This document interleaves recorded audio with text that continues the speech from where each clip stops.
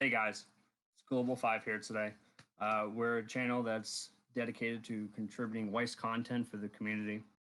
We don't have the full group that we have that are going to be putting out videos for us today, but we do have some new players that have come onto the channel. If you guys want to introduce yourselves. What's up, everyone? You can call me Greed. What's up? I'm K Dash. And I'm Rara. And today we wanted to welcome everyone with the first episode of Top Check. It's where we're going to take the first thoughts off the top of our head and have a discussion in deck building. With the upcoming Band League at CharaExpo at the Bushy Road held event at the Anaheim Convention Center in California, we thought that it would be really cool to just talk through the building of a deck with an idea and just show everyone that kind of process and how we go through it.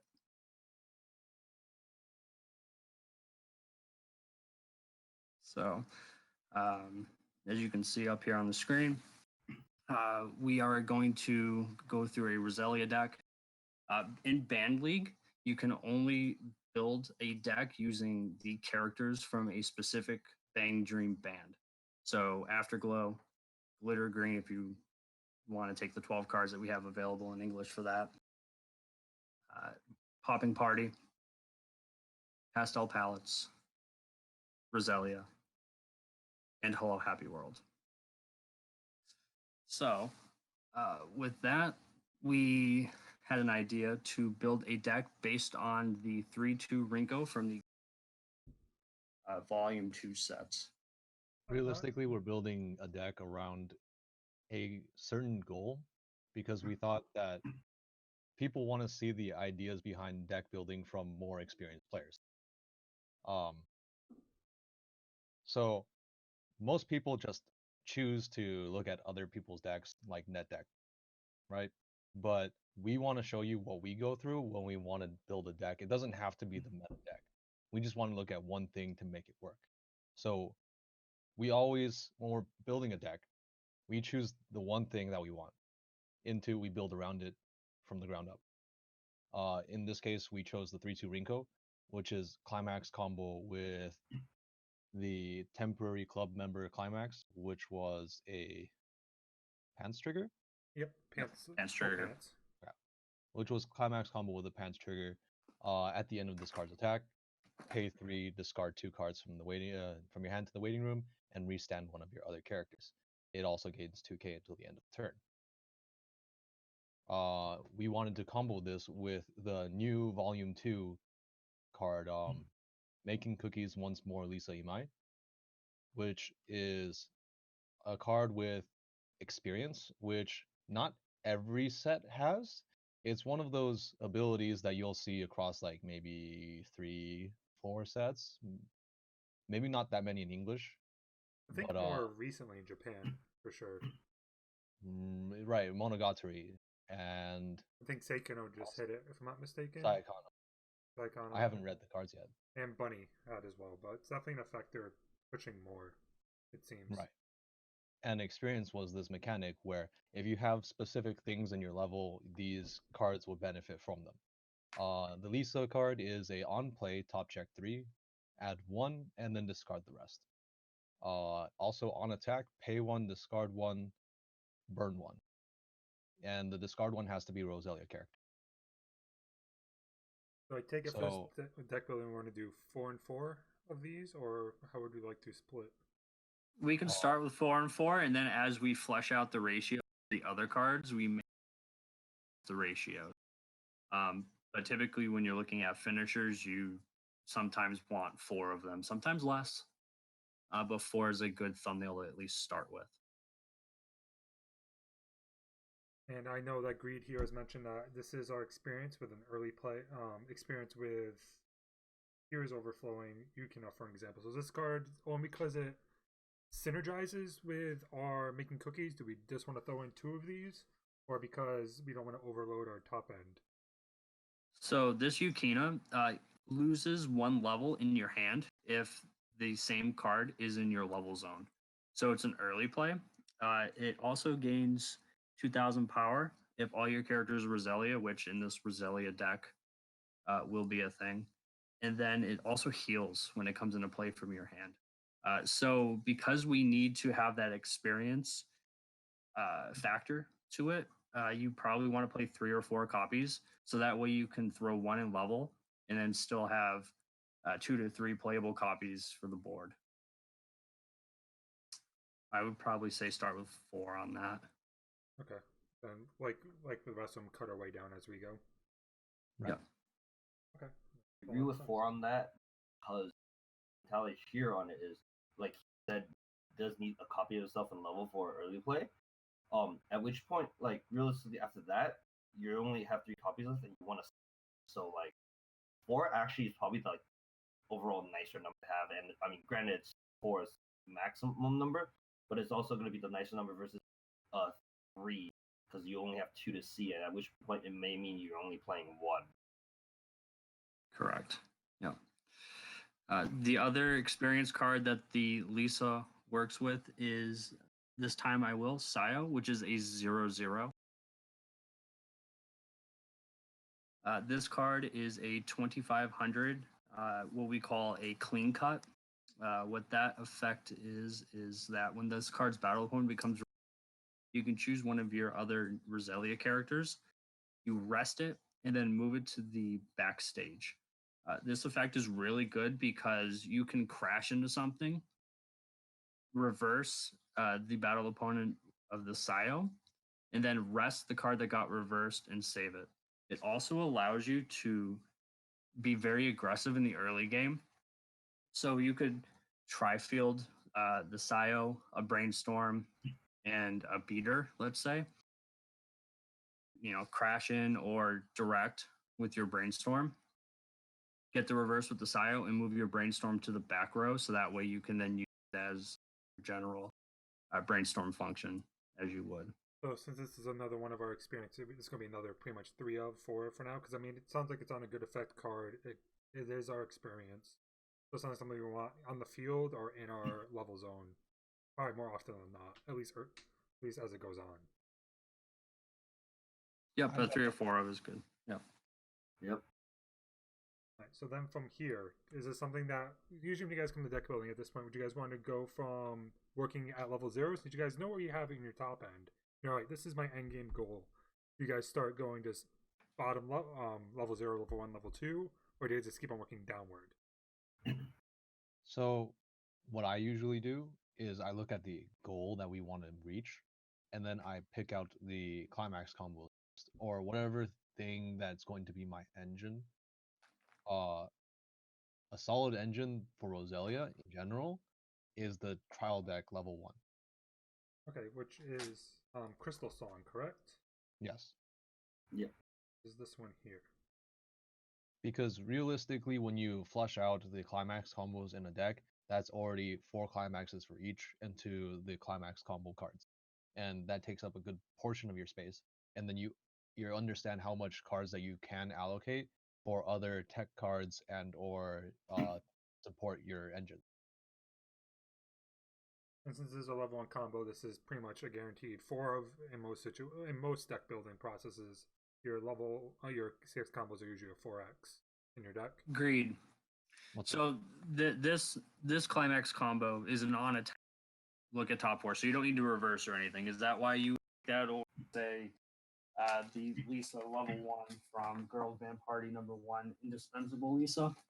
Right. I would choose this combo mainly because into the idea of Ban League, there is certain matchups in which you don't always get a reverse. And because if you use cards that need on reverse, it means you have to kill your opponent's card. In the case that you get matched up against a deck like Poppin' Party, they can run Standby or this 1/1 Remy that says this card cannot be reversed by cost 0 characters. If you played Indispensable Lisa Imai and you tried to reverse their character, it would not work. You would do the damage, their character would live, you would not get to plus off your card.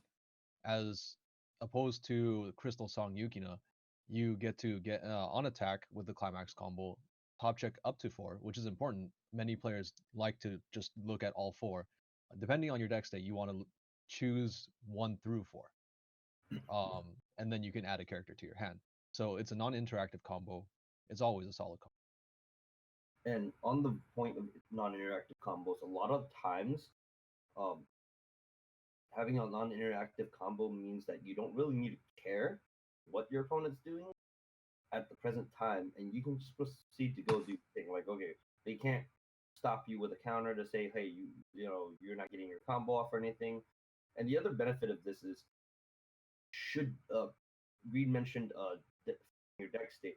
Should there be a point where you like had the unfortunate circumstance of going through so many of your climaxes really, really early at zero, either via just milling them, triggering them, or canceling with them, and you've hit level one, you now have a way to kind of go through the rest of your deck and mitigate any possible damage you would have taken if you weren't able to go through all that. Like, even having just one copy of it on the field does wonders, because now you're going through like 4 extra cards on top of triggers. Milling through your deck, especially the first deck, is really important because as you refresh through decks, you've built up stock, you have cards in your claw, cards in your hand, and then that allows you to build a level of compression, which can be a sort of high level term in this game, and is definitely a concept that if you don't quite understand it, can make playing a little bit more difficult, because compression is what kind of drives the canceling that keeps you in the game. But milling that first deck through combos like the Yukina, which is a profile known as Maguro, just allows you to advance to that second or third deck faster. So that way you can thin down your deck and hopefully have like 8 climaxes and 15, 20 cards instead of 8 climaxes and 30, 35. The other thing that's good to mention is, so we have both our climax combos picked out. These climaxes have plussing triggers. The book trigger allows you to draw if you trigger it. The pants trigger allows you to grab a climax from your graveyard. So when deck building, looking at what your climaxes trigger is also helpful. Whereas these may allow you to grab more options for your hand to see what to do.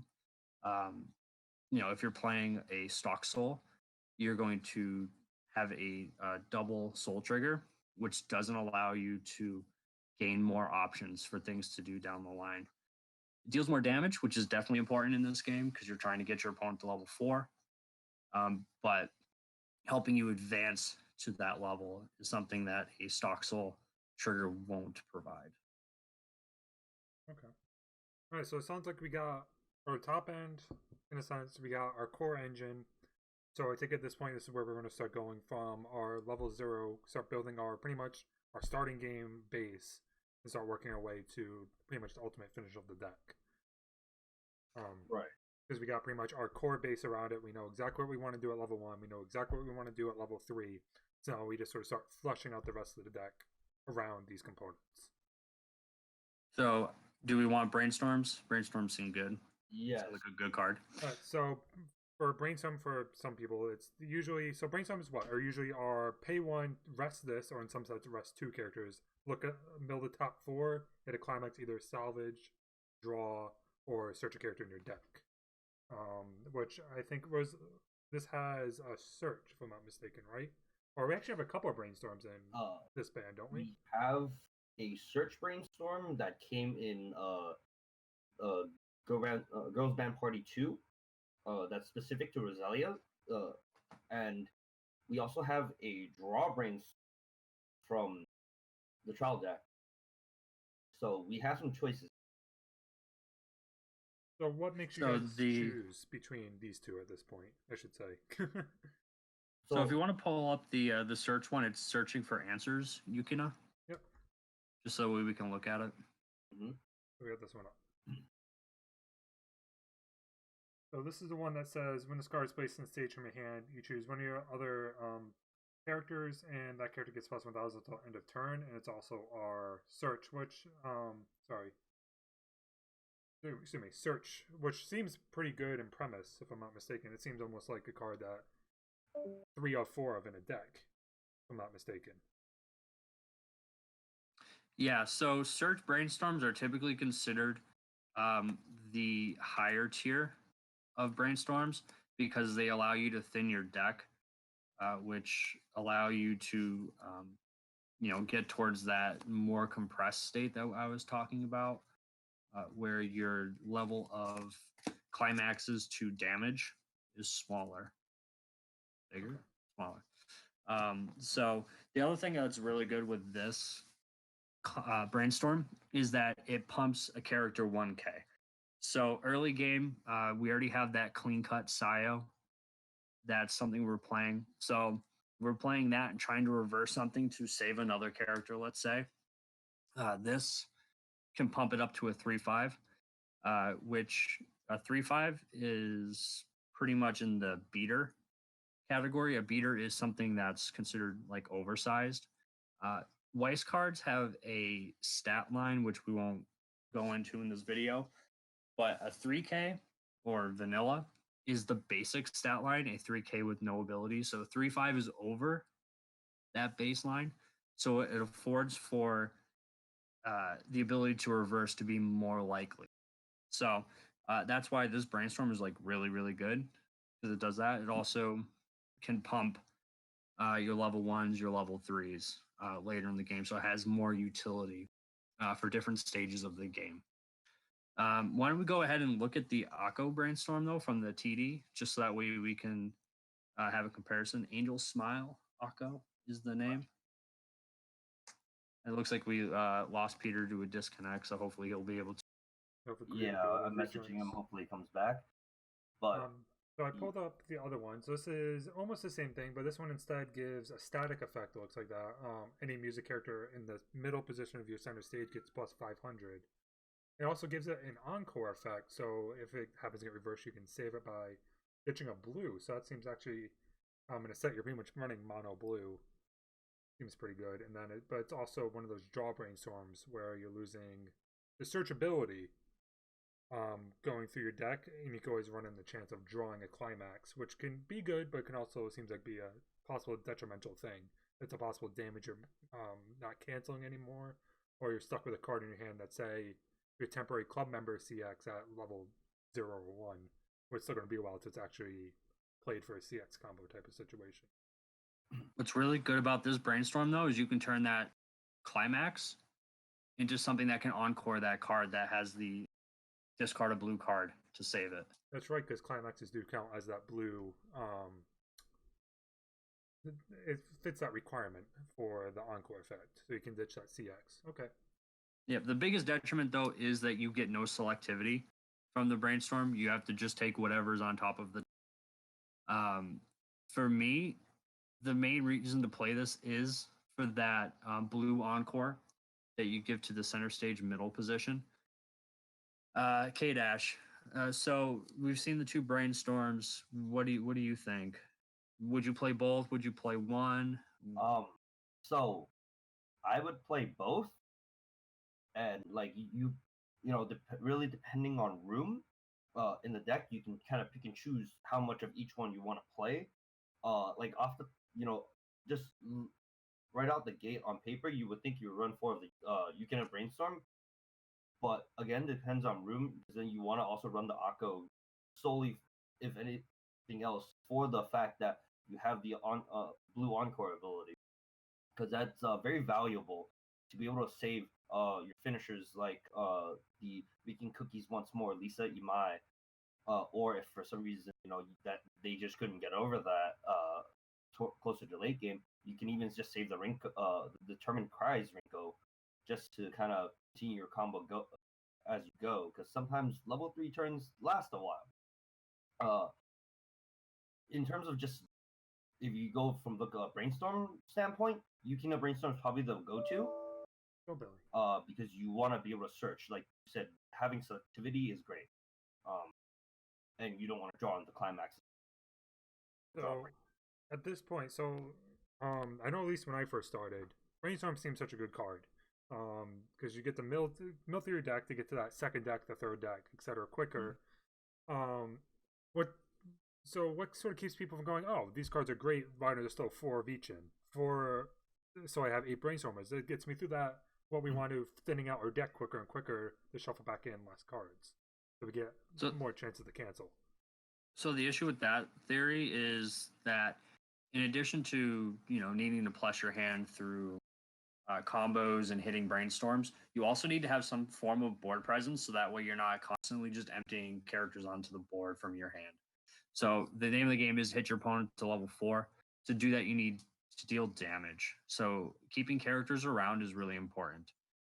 Okay, so that makes a lot of sense why we're not going to be running 8 brainstormers in this deck. So in this situation, how many brainstormers do we want to run? And since we have 2 of them, how many of each do we sort of want to put into something like this? Well, So go ahead.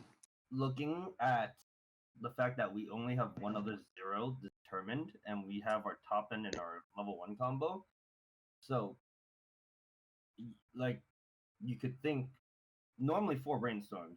So maybe do a 3-1 line, or if you want to maximize on the searching, go 4, and then maybe 1 of the Akko. Ben, what do you think?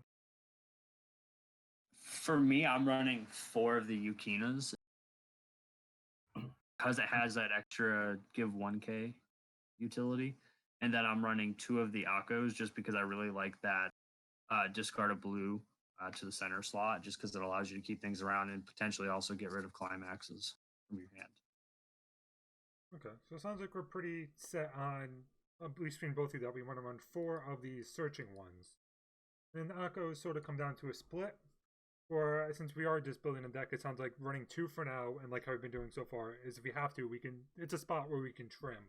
We hit the point where we're over the 50 card limit. So let me put in 2 of these, and we can keep on going from there. So it sounds like we got utilities in this deck. We got a brainstormer. We got what you guys called was a clean cut. We got our core. We got our top end. So it sounds like with only 9 level 0s, we definitely need more because it's a card we could play pretty much any point of the game. What would you guys look for at this point to help this deck out more? So plussing 0s are really good. Back to your hand, so that way you can still field 3 attackers. And there are a number of types of plussing 0s. You have runners that can run away from attackers. You have the oversized that can potentially live through a combat step.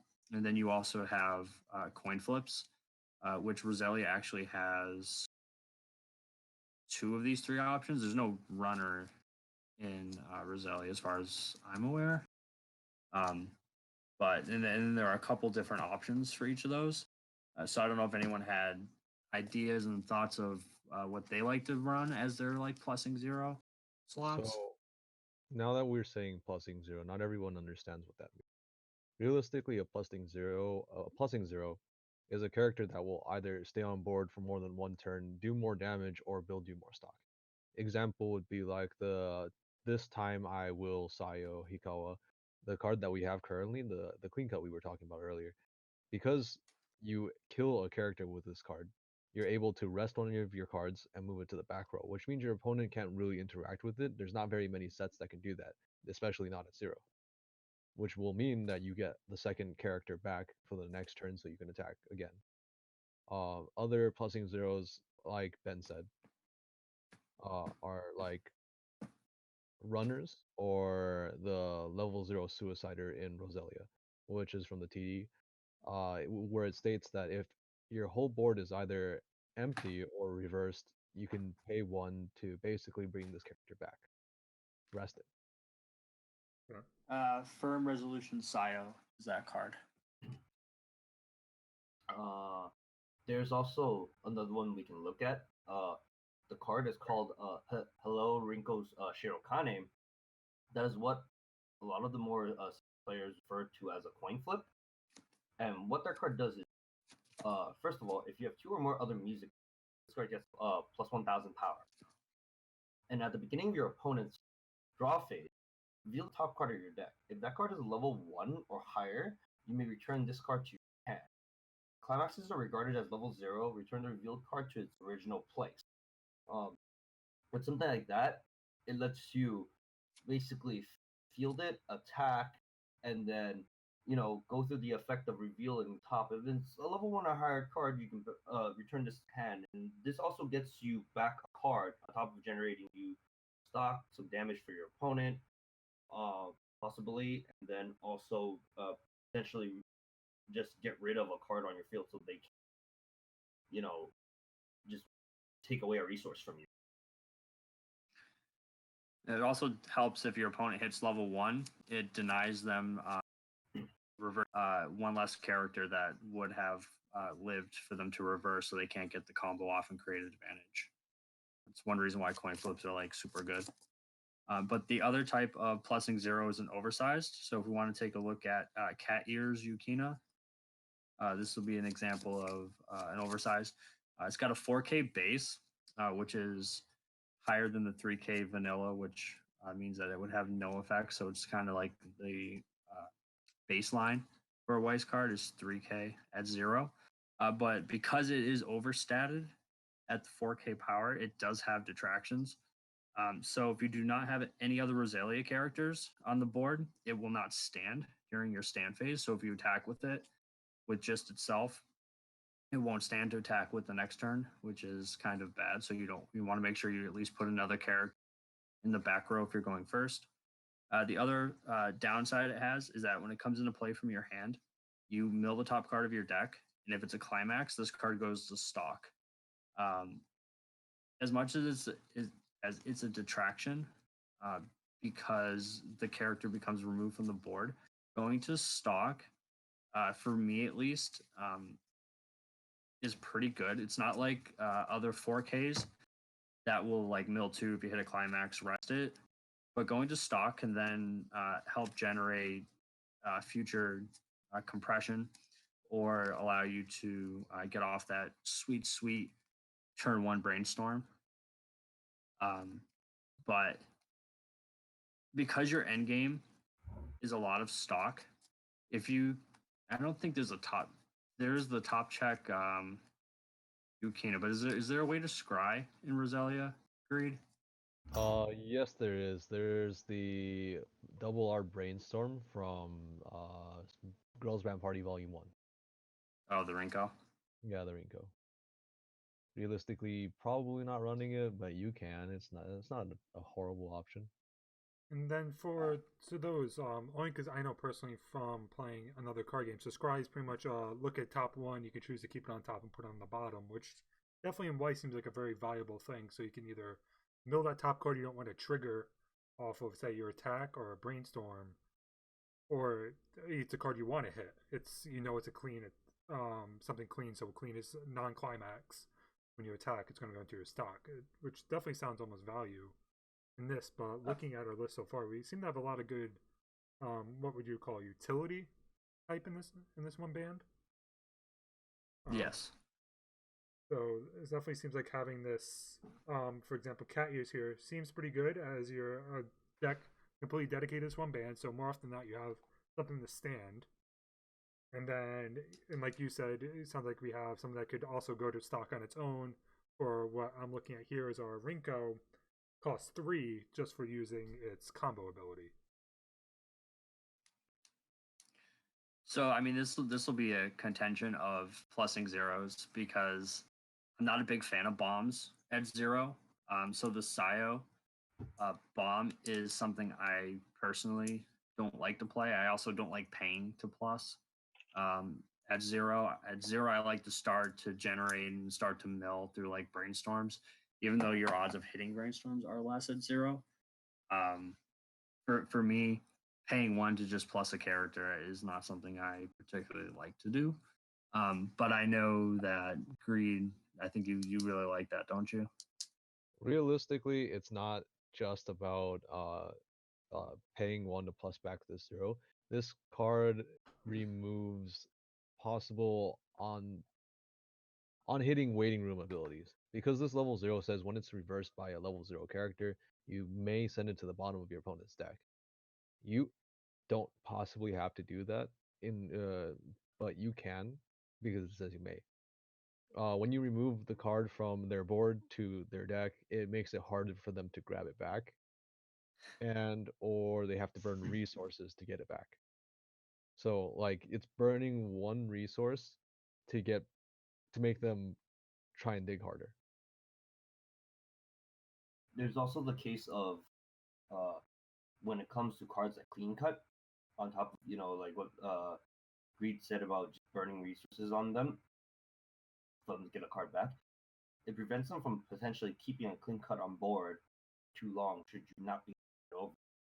And on top of that, should you ever also run into the unfortunate circumstance of not drawing any more level zeros during while you're on the level 0 turn, this is a way to kind of just save your character and give you at least one attacker.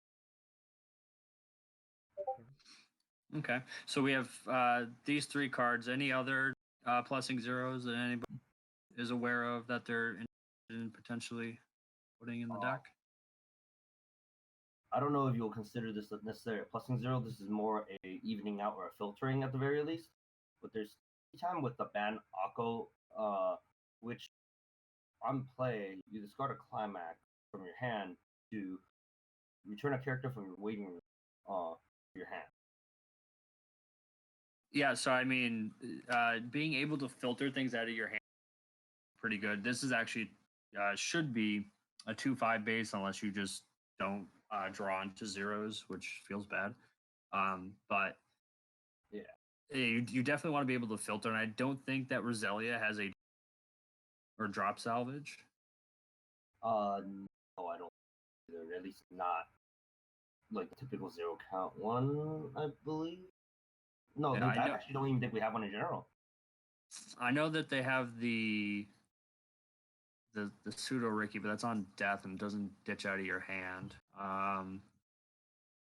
But yeah, so I mean, I think this Akko, in addition to the potential getting your brainstorm that ditches blue, I think is the only way to really filter your climaxes or dead cards out of your hand.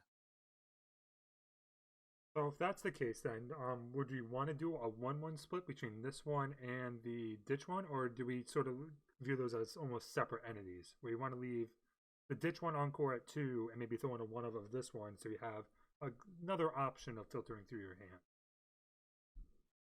So you can't compare the discard a climax salvage a character to the Akko brainstorm.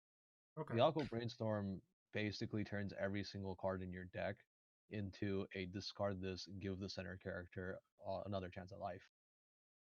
Makes sense. Because like the brainstorm will basically give encore to center with blue cards. So climaxes your characters, any events, whereas the Akko, the 0/0 where you discard a climax, it lets you salvage your character. It gives you the ability to toolbox through your waiting room, which you don't really have in deck.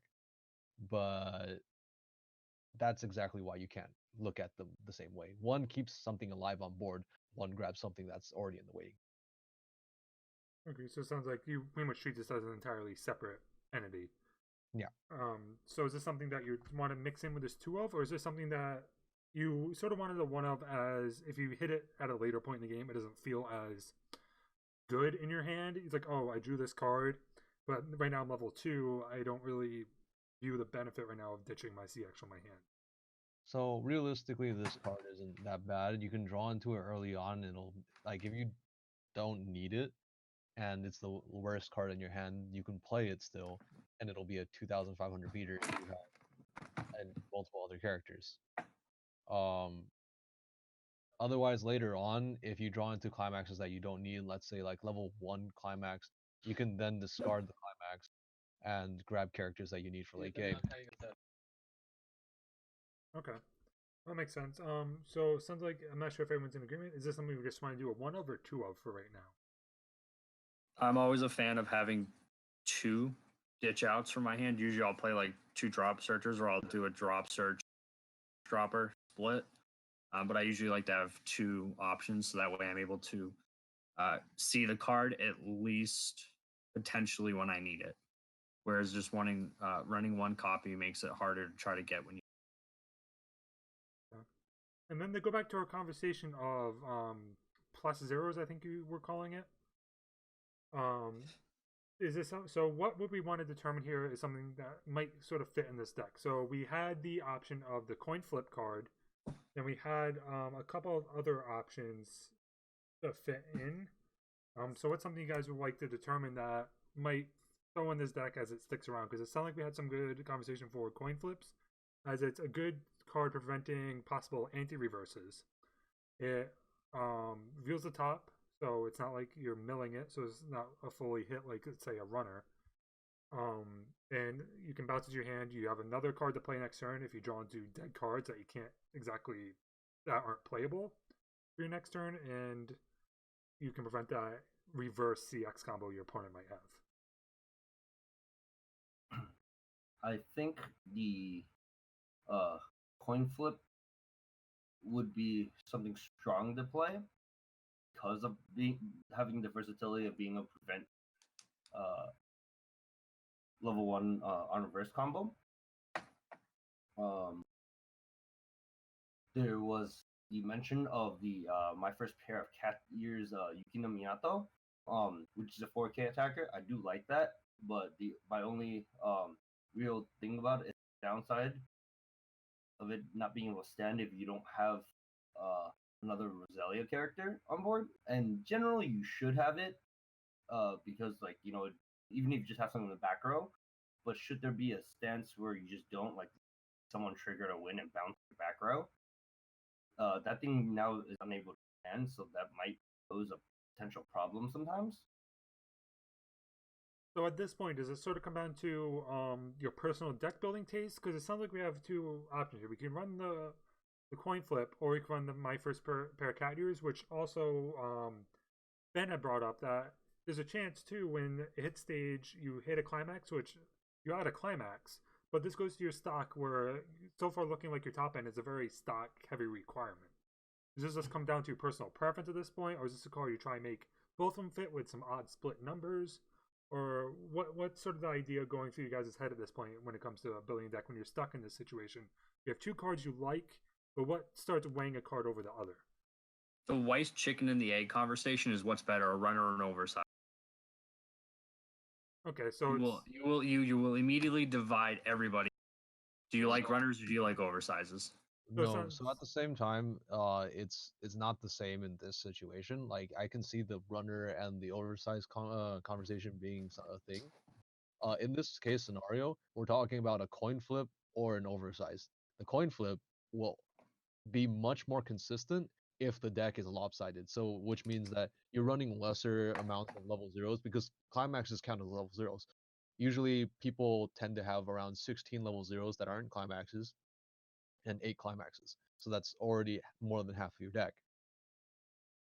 So at this point, we're hitting the point where we're at 11 level zeros and 8 climaxes. So we're at 19 cards that are completely missed, otherwise known as a whiff, on your runner. So is this the case where, because we're hitting that 19 threshold point, really creeping close to half the deck, because you have to throw in a couple more level zeros, I'd imagine, when you throw in either your coin flip or this card where you're getting in that wade zone of over half your deck's about to hit that can't hit anything on this runner.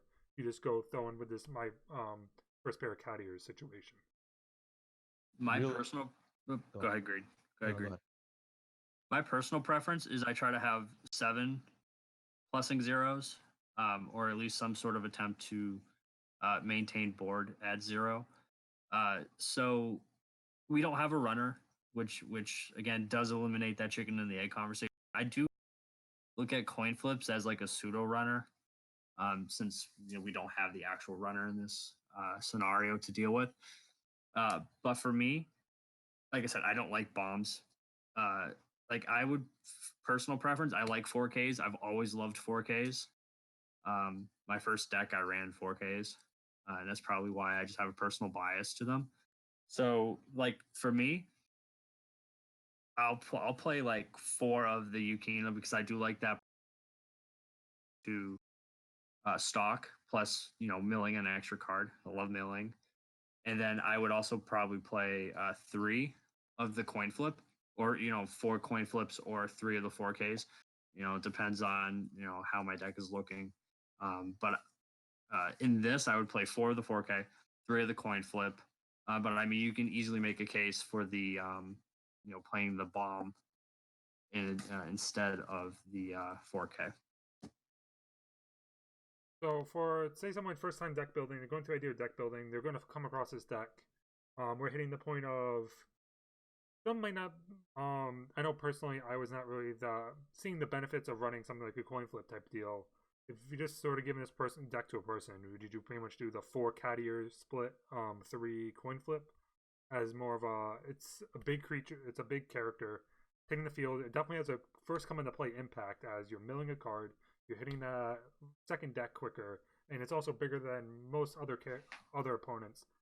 Level 0, and in some cases, could be bigger than some level 1s depending on the deck. So it's definitely a card that might stay around for 2-3 turns. Is this something that we just throw in a 4 for now, as it's in that point? Well, no, we should try to iron it out. So, Kate Ash, what do you think? Do you like bombs? I'm personally of the opinion that bombs aren't always necessary. It just kind of depends on what the secondary effect the bomb has is. And so it's not so much whether bombs are good or not. It's specifically what the style does is why I like it, because of being able to pay. I mentioned earlier, being able to pay one and just kind of rest itself if you don't have anything else. Should you run into a situation where you are stuck at 0 because they couldn't hit you to level 1, whether you cancel or whatnot, and you can't just draw into other zeros. So that's where my mentality on that is. And also the other consensus, the 4K, I'm of the opinion it's not a bad card. It definitely is not, right? The only thing I guess that brings a worry to me with something like that is I like 4Ks. Kind of like you, oversizes are great because especially you can't. It's really hard to kill a 4K at 0 nowadays. But I guess the one issue I may have is should you come to late game and you have nothing else to really play in terms of costless card, you don't have enough stock after you playing your level 3s, and you need to just play this. If you play it in middle of climax, now this goes to stock. That's one less character you have to attack with, actually.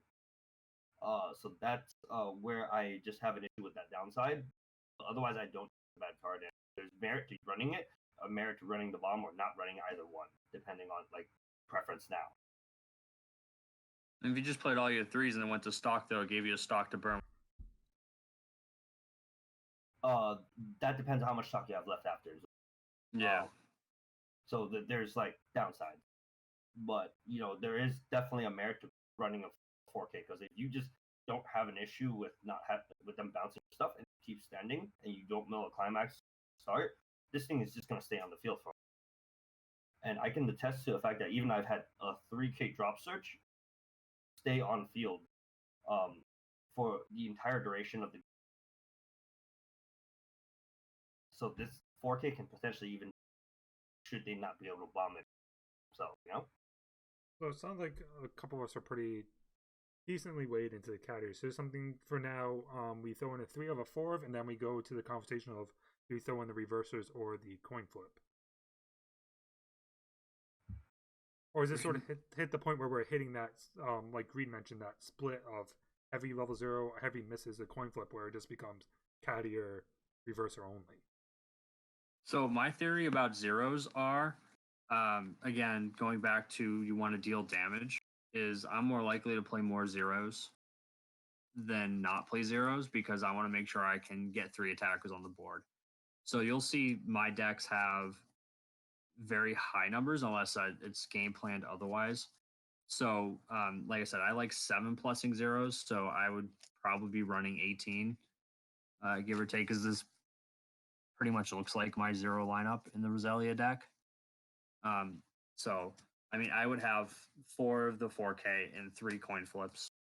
But I don't want to, because this is a very preferential piece of the deck building process.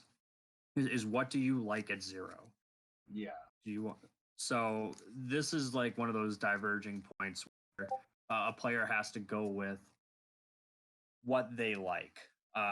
Playing 4 of the coin flips and like 2 of the bombs is like a perfectly fine thing. playing none of the 4K is also perfectly fine. I don't think I've seen any decks run this 4K. Anybody else? No, yeah, I think your list is like probably the first one I've seen it. Uh, but again, like we keep mentioning that it's preferences, and I think for the sake of just like showing something different, let's put the 4K in. Does everyone agree with that?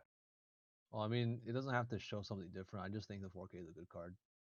I mean, it sounds like Well, it's good I because we're agree. hitting the point where, like I said, if you do get that benefit of the stock, But it's I more also stock don't. for your top end.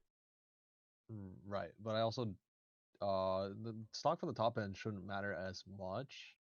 You should be able to build enough stock if you keep having characters that don't die. Because the way that stock works in this game is you pay stock to get cards, or you pay stock to do an ability that benefits you in some way. If you constantly don't have to play cards because your character's lived and you can still attack with them for a second turn, one, you'll probably get another stock off that one character. Or Which two, you don't have to burn your hand.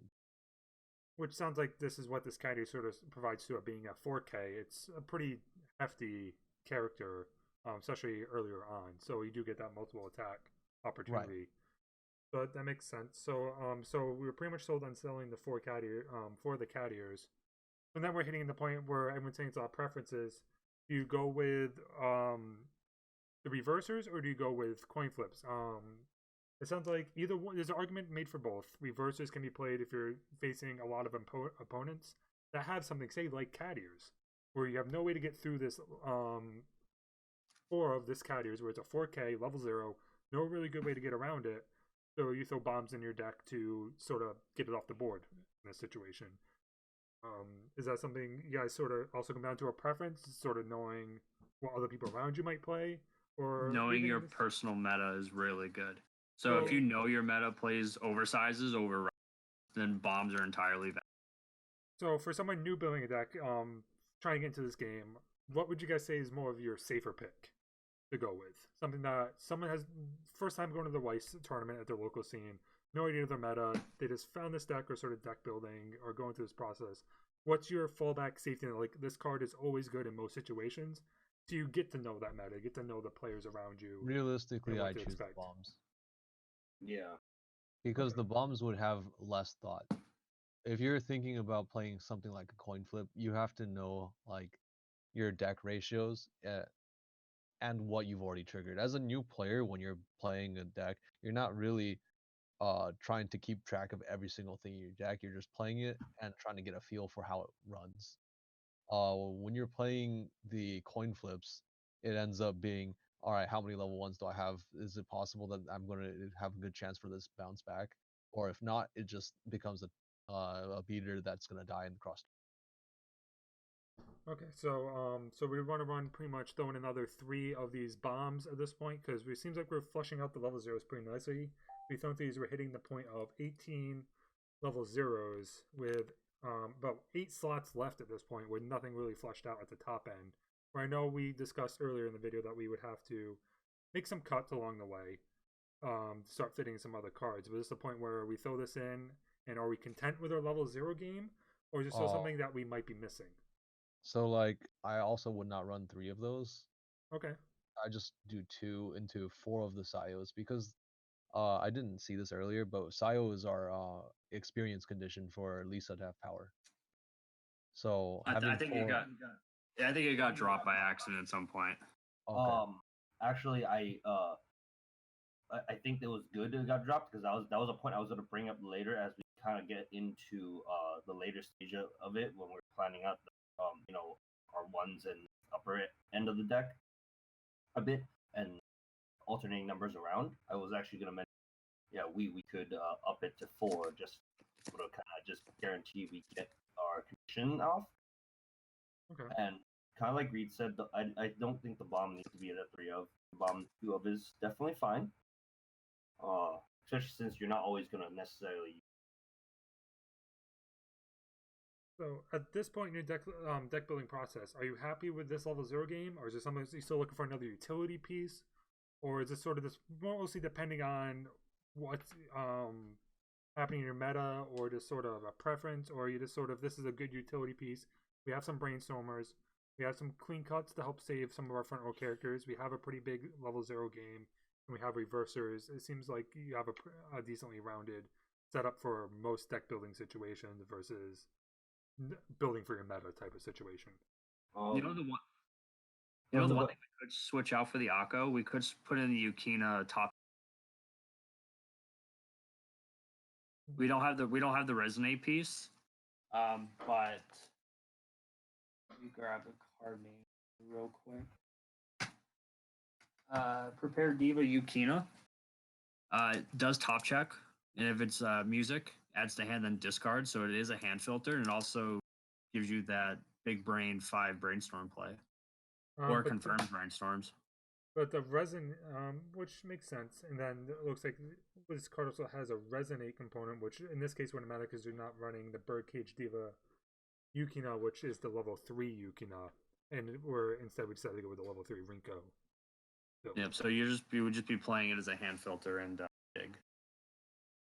So like realistically, this is a hand filter where you choose either between the discard climax, salvage, and this one. This one just top checks, adds Declan's 1.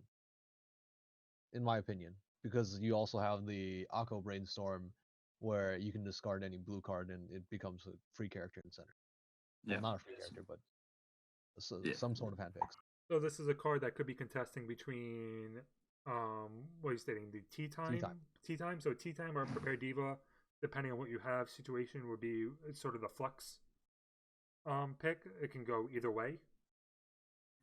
The one thing that Tea Time has going for is it's a 2/5, which is semi overstated for the current which tends to be playing like 2Ks.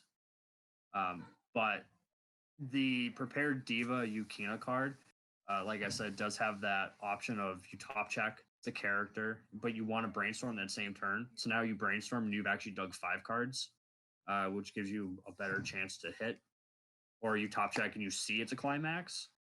So you can definitely, hit brainstorm instead of triggering that climax. So this is an option that I did want to point out to people as something that they could use in their deck building process and as a good alternative within the confines of Roselia and hand filtering that they have as an option. All right, so it's a pretty good mention of pretty much an honorable mention type of deal where this card is also a good card depending on what you're building deck-wise. But if you're building the Birdcage version, this is a card you're probably going to run 3 or 4 of, or not even, just throw into your deck. Probably 3 of it in like a Birdcage, but we're not going to go into that because it's an entirely different animal. So it sounds like we have a pretty good, decent level 0 game. So now we hit the level 1. We have our core engine and Crystal Song Yukina. So is there something else you want to pair with this level 1? Is there other level 1s you would want to run beside it? I know in Weiss we have the benefits of playing counter cards is to help sort of keep some of your cards alive during your opponent's battle phase. So are there counters you would want to throw in level 1, or is other assist cards or utility cards that you might look into building to help out your core? Go into the topic of counters here. There is a Roselia counter at 1. It's a Yukina one. It's 4 in the cafeteria Yukina Minato, and it's just basically your generic 2K counter. You can probably play that as a 1 or 2 of, just so you have a costless counter to protect, anything on your field that, like, especially even early on at level 1, like because we keep mentioning that anything 2/5 and above is kind of hard to get over sometimes, depending on state of opponent's board. That counter could also help keep the my first pair of cat ears Yukina alive, because 4K base as it is, push up. So I have a rule of thumb when I'm building decks, and if I'm playing a reverse combo, if I can't break 7/5 or at least hit 7/5, don't want that reverse combo. Why? Because 2K counters exist. 5K is like a pretty standard level 1. Like, look at our Maguro Yukina, the Crystal Song. It's a 5K base. So with the 2K counter, it becomes 7. So in my eyes, if you can't hit like 7/5 with a counter, then you probably only want to play 1 copy because it can help you later on. However, you do want to kind of see what other level ones you're playing when you're trying to flesh out your counters, because Roselia does offer a couple of beater options at level 1 where playing more than a single copy of the 2K can become beneficial to just push that wall. I think are good points. So definitely card that. It sounds like universal. You at least want to run one of, maybe run two, depending on how the rest of your deck building process goes. You have your counter to keep something alive. In this case, too, like Kadash was mentioning, we have my first pair of cat ears. With a counter, it hits 6K, which kills Crystal Song if you're playing something like a mirror. You're preventing your cat ear stays on board longer, get more attacks. And you also took off an opponent's character because even with your level 0, because it's such a big card, with a 2K counter, it's bigger than most level 1s. And since your opponents can't play their own backups because it's only during your opponent's battle phase, it's a good chance for cards to stay around. So it sounds like we have a decent backup level 1. Is there something else at level 1 you guys might look at to assist? Is there another card that might pump something, either level assist or a global? Or is it something where you sort of look of, okay, we have about 6 cards or so that stay in that back row area. How much more can we throw into this spot where everything's just sort of contesting to sit in the back row? Agreed. Do you want to touch on level 1's climax combo? Level 1 climax combo, realistically, level 1 climax combos that are on reverse or in general reach 7K base, like with the climax. This is without any extra pumps from any other back row character or like on attack give power. If you're afraid of your opponent's counters, if you think they have a counter and your combo is on reverse to actually plus you likely either still do it to force the counter, so like you make them waste resources, but it makes you sad. But obviously it's going to happen regardless. Or you try to go for a safer lane to try and do it in if they left anything there to kill. Just like what Ben said, if it doesn't reach like 7-5, it's you're either tying with them or it's not as safe. Okay.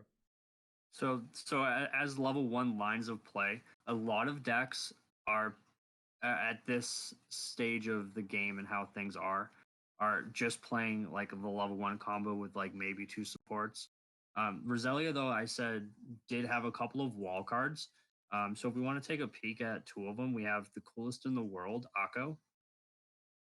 It's a 3K base, but if you have 2 more Roselia characters, it gains 3K. So it becomes overstated at 6K for basically just playing the deck you're in. It also, when it comes into play, you reveal the top card of your deck. If it's level 2 or higher, you can put it in your stock. So it does generate a little bit of stock as well. Right now, with our current build, we have 12 level 3s. So as you thin out your deck, you're probably putting zeros in your level zone, or in this case, we have to put the 3 too. But the zeros, you should have a good idea of where they are, so you may be able to hit off of this and then generate a stock for no reason, which can then basically give you a free brainstorm. It's 6K base, like I said, which is a little bit overstated. There is another 6K as well. This one is Protective Gaze, Yukina. If you have the 3-2 early play, that should hopefully be in your level already, just to get that condition out of the way at 0. It'll gain 1500, so it becomes a 6K base again, overstated. But the second effect on this card is what is really good. When it attacks, if you have 2 more Roselia, you look at up the top 2 cards of your deck, you choose a card from among them, you put that on top of the deck, and you can pitch the other one. It is a May, so you could look at up to 1 card. So if that card is something that you want to trigger, you can just put it right back on top. It's a good way to confirm clean triggers. Yeah.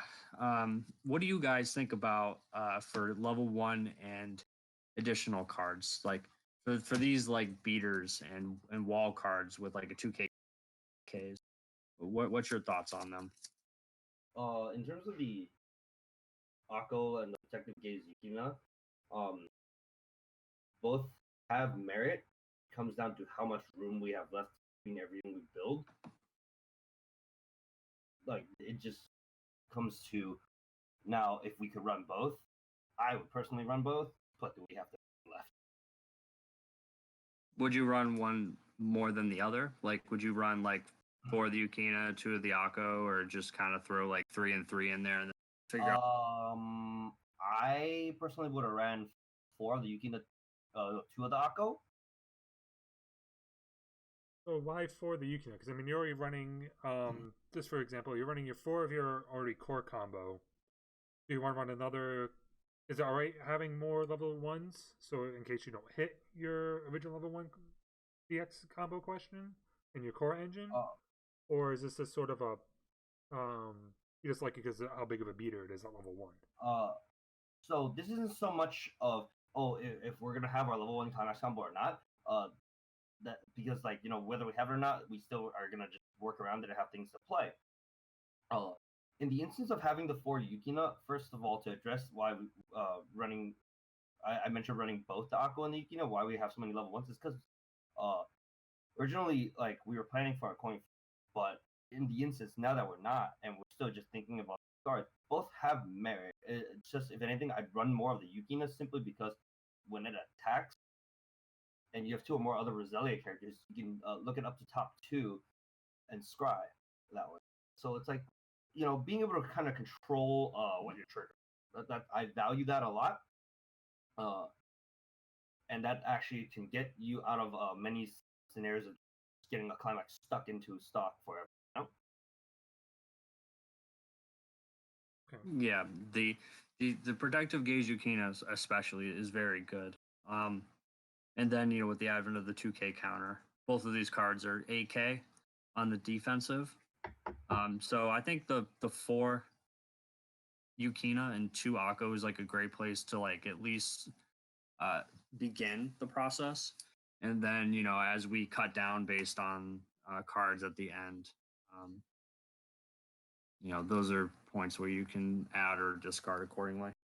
All right, and I didn't happen to notice during this video, we did end up losing Greed. He ended up having to go, so we are going to finish the rest of this video with Ben and Kadash here and myself as we are nearing the end. So is there anything else at the level 1 slot in your deck building process you guys would like to run or sort of look through at least to look to go, hey, does this set have this?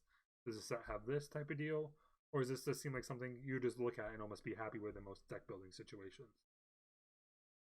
For Roselia in this deck, in the way it's built, I'm pretty content with just having the wall options as a secondary thing to the climax combo. I'm of the same opinion.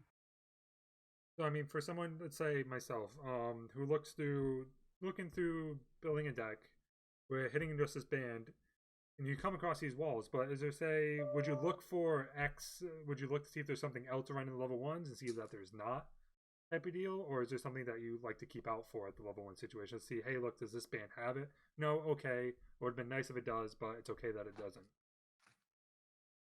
Generally, like I said, the meta has kind of shifted to being mostly just the climax combo with maybe like 2 copies of like a utility card if the set poses to it. So for myself, I just kind of look to see if there's synergy with things. Like in this regard, I'm playing the oversizes because they synergize with like the counter, and they're just like really free and just allow for free plussing, which is always a super good thing to have, free plussing. But so is this the case that you might want to throw in 1 extra counter? Because I know you want to be bigger at this point on the defensive. Do you add in another one so there's a more chance you have it in your hand, or is it you still okay with having just the 1-1-0 counter? I definitely played 2. 2? Okay. All right, so that seems like what we're hitting at level 1. So then at this point, you guys are moving to your level 2 questions. So we have a level 3 CX combo, we have a level 1 CX combo. So you pretty much have your core ideas there. So what do you guys look for at level 2? Because it seems to be that almost like a stopgap situation. When you have your level 3 early plays, that if this is in your, so you play a level 3 at level 2. So what do you really look for at level 2 to sort of help? Because ideally at level 2 you're playing your early plays. But what's sort of sitting at level 2 that you might want to look just so you can throw it in there so it's in the deck in case you don't have your early play? So the way Weiss is now, and Kate Ash can tell me if I'm wrong. Your level 2 games are level 3. Am I wrong, Kate Ash? You kind of for me, but I'm gonna assume you're talking about level 2 games, kind of early playing, right? Is that what you said? Yeah. Yeah. Okay. You're not wrong actually, and piggybacking off that, you'd want cards that can A, support your early plays, B, stop opponents. So you're saying at level 2, you're pretty much looking at either a counter or a card that says, hey, if your opponent played this card, let's say a level 3 in this case, or I'm going to use our cards that are in front of us for example. So if someone has Tears of Overflowing Yukina at level 2 on the field, you're looking for a card in your own deck that goes, hey, kill this card if my opponent played it before they're level 3. Or bottom deck it, send it to memory, anything that gets it off the field. Because more likely at your own level 2, if you don't have an early play, there's no way you're getting over it just yet. Right. So at 2, there's like 3 things you kind of want to look at. And just for some like quick examples for you. There's a Rinko. What should I is an example of an early play killer. We'll call it. This is a character early play killer, which has its merits compared to a counter, which we'll look at as well. So this card, when it attacks, if the character across from this is level 3 or higher, it gains 4K and 1 soul. It also has a resonate, which doesn't matter for this deck, so we're not going to worry about that. But it becomes an 11K. Let's say you put Climax down 12, and then whatever other boosts you could potentially do as well, and it gained a soul, which is also helpful in the damage race. It's not my favorite type of character early play killer. I prefer bottom decks in blue, but it does afford for an option to take a character that opponent has put on the board to try to force tempo on their side. So it sounds like a card that lets you pretty much get over what sounds like most early plays, because looking at our own deck, Yukina is only 8K base. So you play this card across from it, you're swinging almost 3K over, where even, say, a level 1 backup isn't going to save the Yukina. You're still going to be a bigger situation on your attack into it. In this deck, the Yukina is always 10K. Yeah. Oh, sorry. I forgot about the... Sorry. That is my correction. But even then, if they don't have a counter, still Yukina is dead on field, because at this 2-1, you are sitting at a full 1K higher at your own level 2 versus... And it gets an early play off your opponent's board, a card that they expected to keep around for pretty much for 2-3 turns. Correct, and that's the other card that you want to look at too. And that's what K-Dash himself likes, a specific type of counter in this deck, and I'll let him go into why he likes that and why he. So to elaborate on that, it's not so much I like a specific type of counter, and more that I actually generally I do like kind of the anti-change counters, but in the instance of this deck, like I know that for Roselia they have an anti-change counter, but it requires you to discard a Climax. And I feel like that actually can become a hindrance, because you're not always gonna have a Climax in hand, especially if you're trying to play into a state of you also want to maintain control. So you want all Climaxes, like the counter. The counter you're talking about is Beyond Clear Autumn Skies. Yeah. Okay. You don't like it because of you have to ditch a Climax? Yeah. 3? And it's not just that, it's also effectively a 3-stock. Like if it was, I would be more open to it if it was pay 1 for the initial counter and then pay 1 and discard a Climax. But it's requiring you to pay 2 and discard a Climax. Versus it being just, if it could have just been a pay 2, discard any. I think I would have been much more preferred over that, or even if it was just like a pay 1 for counter and 2 use the anti. Okay. Do you think it's value though to play the card to threaten the opponent, so that way they have to? Yeah, it can be. But and you make mention of another type of counter I would like here. This comes to this. There's a because I don't personally like the Beyond Clear Autumn Skies Yukina counter, I actually chose to look at Sincere Ambition Akko. And this one is basically what it does is you may when you reverse your opponent, you may put bottom deck, and it's a 2/5 counter. So we kind of have to just like make sure we pick and choose on where we have things positioned, and if they try to kill our level, use our level 3 to threaten them back. This counter, there's merit to both counters. It now depends on whether you want the guaranteed, assuming you have a climax, you want the guaranteed removal of the early play, or you want to base on reversing. So it sounds like a lot of these are pretty situational what you might be facing. So in a situation where it was mentioned earlier in this podcast, Poppin' Party is more than likely playing or has a variant of Standby, where they're playing a lot of early play characters. Not even early play characters, they're playing a level 2 or level 1 thanks to the Standby climax trigger icon. What situation? So, what would you like to do for a split in this situation? Would you like to run the 2/1 counter, or would you want to run the 2/1 Rinko? So you have it out there, because I would imagine in this case, just as a safety net, you want at least one or the other in this deck in case you come across the Poppin' Party Standby deck.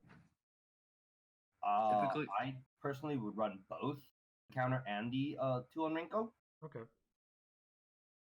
Ben, typically I do the same. I split 1 and 1, an anti-change counter and a character, so that way I have something on board. The interesting thing with this is you have that bottom deck option, and then you have an anti-change counter which has a less than favorable cost to it. I do believe there is merits to running the to bottom deck, because if let's say your opponent's trying to run over you, you 10k. This will kind of lead into the third type of card at level 2 you kind of want to look at, which is level supports to protect your early plays in a separate way.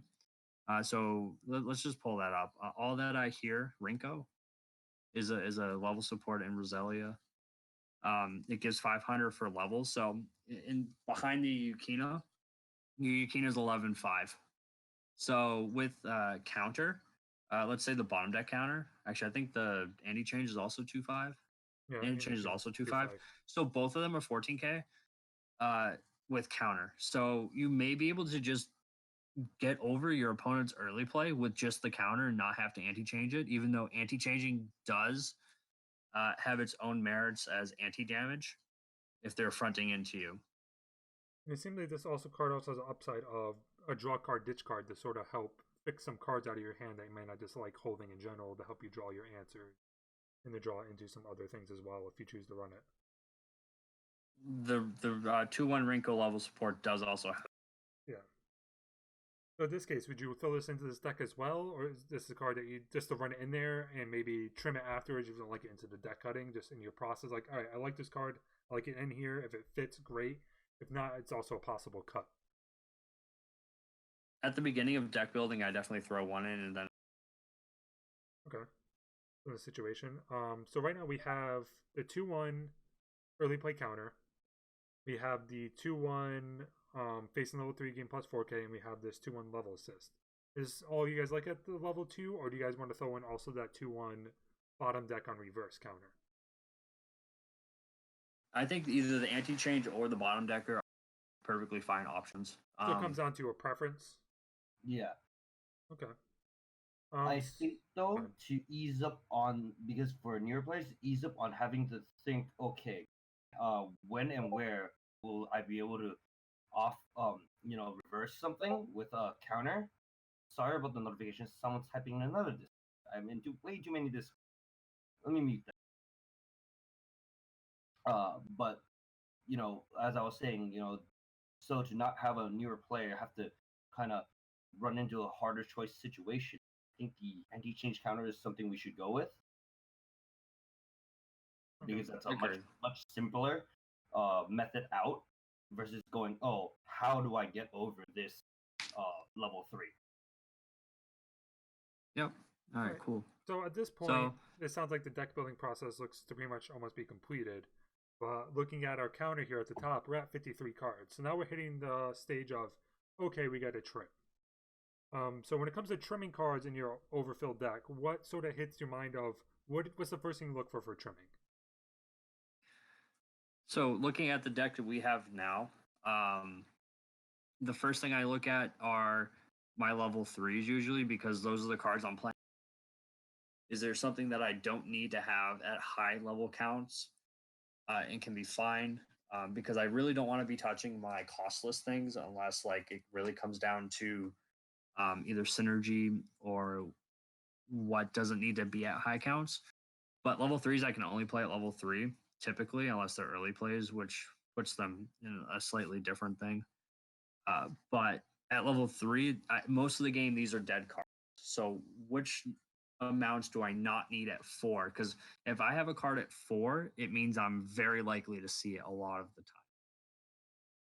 So I mean, the 3 level 3s we have are the early play Yukina. We already went over why we have that at 4. So we're going to leave that at 4. We have our climax combo at 4, and then we have the secondary finisher Lisa at 4. We can probably cut the Lisa down by a bit. So in my build, I play 2 of the Lisa because typically you're going to put one of these on board, center or wherever, and then you're hopefully going to 2 Rinkos to try to get the restand on the Lisa twice. Because that's the main purpose of Lisa is to attack. We're 3 cards over. Cutting 2 Lisas brings it down to 1 card over, which try to trim down. And then as you play test, if you find that 2 Lisas isn't enough, you can then relook at the deck and then add a Lisa back in and then cut. Let's say you find that you never use your level assist, cut that and add a Lisa back. Yeah. So that comes with, playing and seeing what you like to do.